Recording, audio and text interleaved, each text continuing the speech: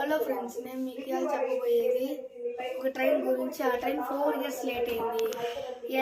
విశాఖపట్నం నుంచి బస్తీ పోయే రైలు. సో దీని కిలోమీటర్ డిస్టెన్స్ వచ్చేసి 1400 కిలోమీటర్స్, 42 అవర్స్లో పోవాలి. కానీ 4 అవర్స్ లేట్ చేసింది. 4 ఇయర్స్ లేట్ చేసింది. ఎందుకంటే సో దాంట్లో కొన్ని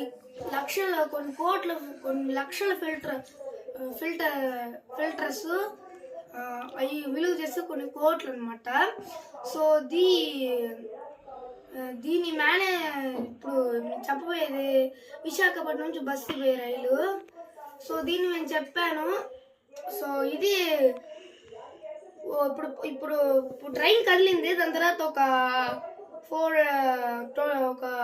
100 కిలోమీటర్స్ పోయినాక ఇంకా అది అన్ఫిట్ అని ఏదో ఒక రిపేర్ సెంటర్కి పంపించారు. ట్రైన్ రిపేర్ సెంటర్కి అయితే పంపించారు. సో అక్కడ అన్ఫిట్ అని తెలిసి అక్కడ గవర్నమెంట్ వాళ్ళు కూడా, సెంట్రల్ గవర్నమెంట్ దాన్ని డిటెక్ట్ చేయడానికి చూసింది. అయినా డిటెక్ట్ చేయలేకపోయినారు. అప్పుడు ఫిల్టర్స్ మేనేజర్ గ్యాస్ పెట్టింది. అది తిట్టుకొనింది. ఆయన నెక్స్ట్ 2018లో అది బస్తీకి చేరిందనమాట. కొన్ని లక్షల ఫిల్టర్స్, కొన్ని కోట్లు విలువ చేసే ఫిల్టర్స్ వచ్చేసి మొత్తం నాశనం అయిపోయాయి. సో ఇదే the Indian railways biggest train blunder అని అంటారు. Thank you. వీడియో ఇదే. మళ్ళీ తర్వాత కలుద్దాం.